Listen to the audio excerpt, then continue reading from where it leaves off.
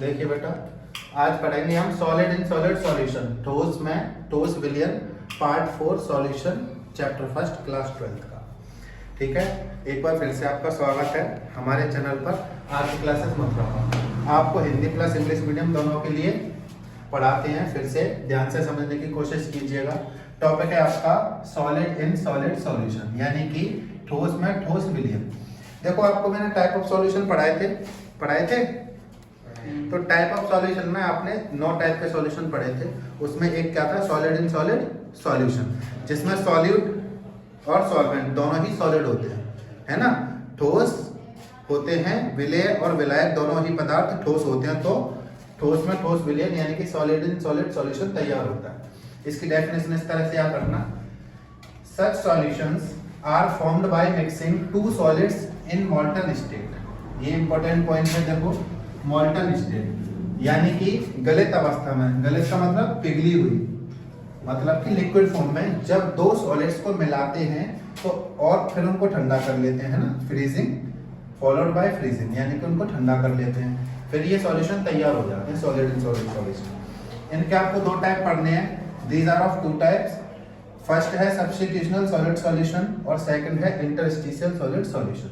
हिंदी में स्थानापन्न या प्रतिस्थापन ठोस विलयन कहते हैं, या अंतरालीय या अंतरकाशीय ठोस विलयन कहते हैं। देखो, इसको समझो।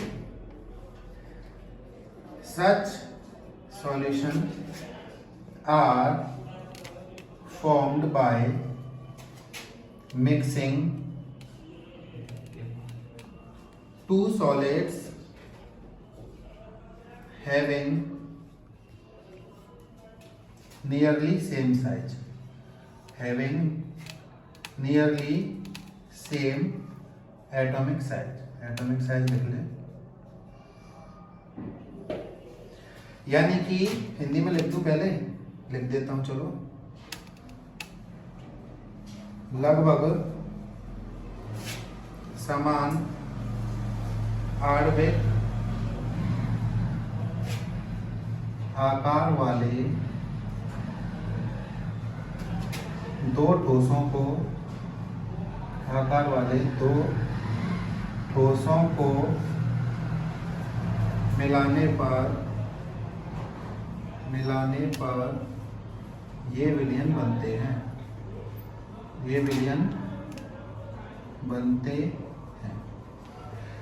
यानी कि इसमें आप ऐसे 2 सॉलिड मिलाएंगे जिनका एटॉमिक साइज यानी कि आणविक आकार लगभग बराबर होता है, अप्रोक्सीमेटली सेम साइज के।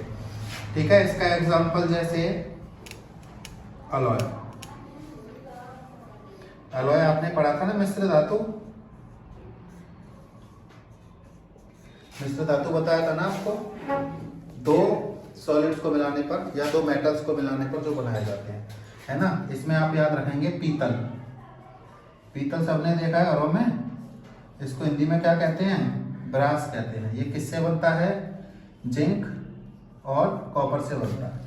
अब देखो, जिंक का एटॉमिक नंबर होता है 30 और कॉपर का एटॉमिक नंबर कितना होता है, 29।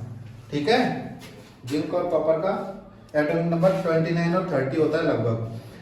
तो इन दोनों को मिलाने पर पीतल बन जाता है। इन दोनों का लगभग सेम साइज है, इसीलिए बनाया जाता है। तो याद रखेंगे ना डेफिनेशन, जिनका लगभग समान आकार होता है, सेम साइज होता है, उनको मिलाने पर बनता है। इसमें एक और पॉइंट याद रखना है, क्या, particle of one solid is displaced by other one.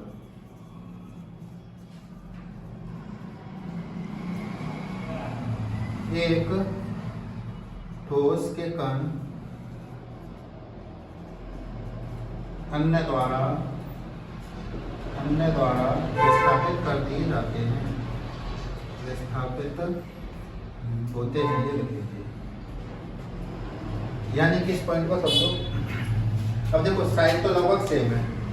तो एक सॉलिड के क्रिस्टल में से एटम्स दूसरे सॉलिड के क्रिस्टल द्वारा, मतलब दूसरे सॉलिड के एटम द्वारा क्या कर देते हैं, डिस्प्लेस हो जाते हैं। जैसे इसका डायग्राम बनाते हैं, क्योंकि साइज लगभग सेम है, इस तरह से होता है। इनका स्ट्रक्चर बच्चों इस तरह का होता है, और जो मैं डार्क कर रहा हूं ना, जो मैं डार्क कर रहा हूं,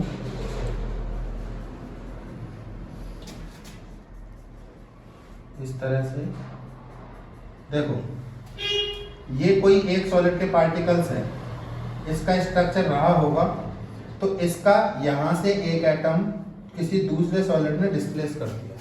ठीक है, दूसरे पॉइंट का मतलब समझ में आ गया? देख लीजिए, आ गया समझ में?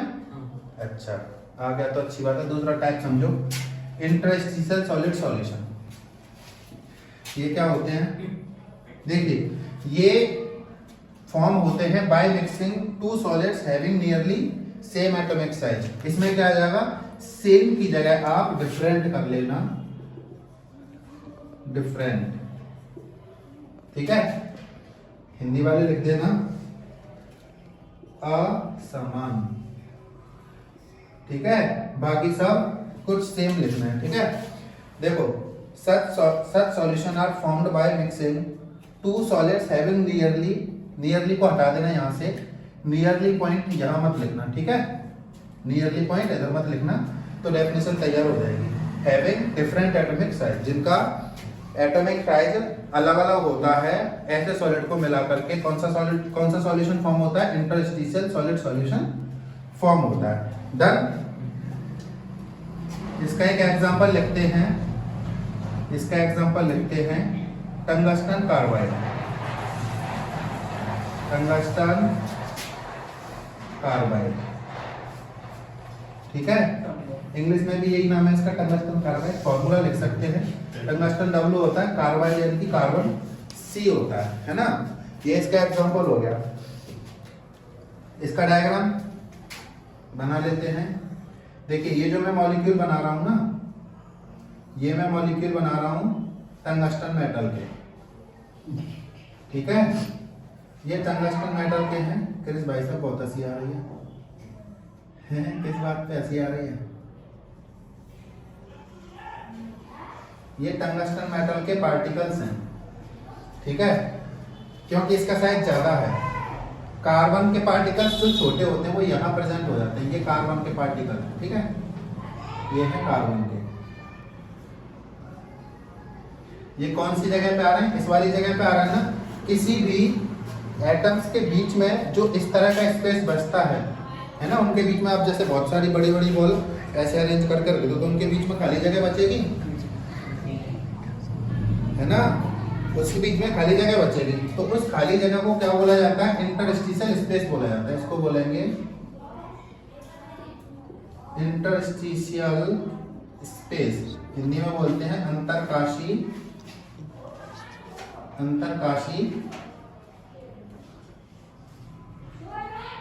अवकाश। ठीक है ना, इसको बोलते हैं अंतरकाशी अवकाश।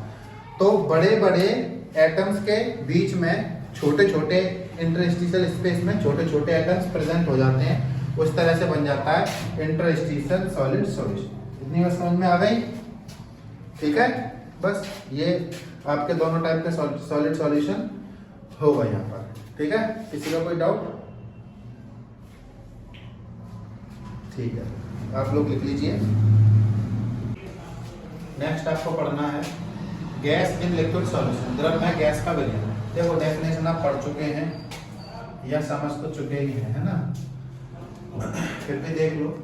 When any gas dissolved in any liquid, then such solution are formed। मतलब जब कोई गैस किसी द्रव में घोली जाती है, गैस को लिक्विड में घोलते हैं, तब ये सॉल्यूशन बन जाते हैं। अब इसमें जो इंपॉर्टेंट फैक्टर आपको याद रखना है, वो याद रखना है solubility of gas in liquid, यानी कि द्रव में गैस की विलेयता, द्रव में गैस की विलेयता। ठीक है, यानी कि गैस लिक्विड में कैसे घुलती है, क्या क्या उसके फैक्टर हैं, क्या क्या प्रभाव पड़ता है। ठीक है, ये सब पढ़ती है। देखो, it depend on following factors, it depend on following factors. यह निम्न कारकों पर निर्भर करती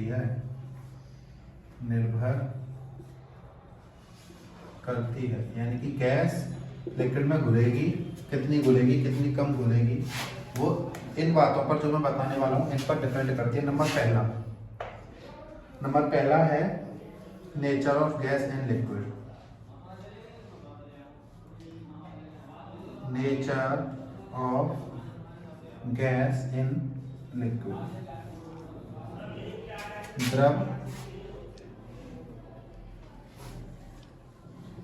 द्रव व गैस की प्रकृति,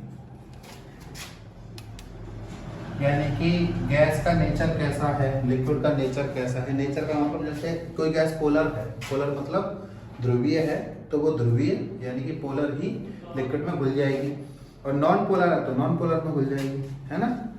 इसमें एक पॉइंट याद रखते हैं अच्छी तरह से, लाइक डिजॉल्व लाइक, है ना, लाइक डिजॉल्व लाइक। इसमें दूसरा पॉइंट है बेटा टेम्परेचर। इसमें दूसरा पॉइंट है टेम्परेचर। टेम्परेचर मतलब तापमान, ठीक है। तो इसको एक इक्वेशन के रूप में याद रखना, कैसे, सॉल्युबिलिटी इनवर्सली प्रोपोर्शनल होता है टेम्परेचर के। Solubility inversely proportional to temperature. Hindi में लिख दूं, सॉल्युबिलिटी का मतलब विलेयता, किसकी, गैस की। गैस के लिए लिखा है, कहीं हर कहीं आप इसको लागू करते हैं, कहीं लागू नहीं करते, तापमान के, ठीक है। इसका मतलब ये होता है कि अगर आप टेम्परेचर बढ़ा दें तो गैस कम डिजॉल्व होगी, ठीक है। जैसे आपने देखा होगा गर्म चीज में गैस कम घुलती है। जैसे गर्मियों के समय पे कोई गैस अगर आप किसी लिक्विड में घुलना चाहें तो वो कम घुलेगी, सर्दियों में ज़्यादा घुलेगी। क्यों? क्योंकि सर्दियों में टेम्परेचर कम होता है, तो अगर टेम्परेचर कम है तो गैस ज़्यादा घुलेगी, ठीक है। इसका रीज़न आप ये बता सकते हैं, because mixing of gas is exothermal. इसका रीज़न ये है, गैस का घुलना ऊष्माक्षेपी है। ऊष्माक्षेपी एक्सोथर्मिक का मतलब पता है, इसका मतलब है जिस रिएक्शन में से या जिस प्रोसेस में से हीट निकलती है वो एक्सोथर्मिक होती है। 10th क्लास का टॉपिक है ना।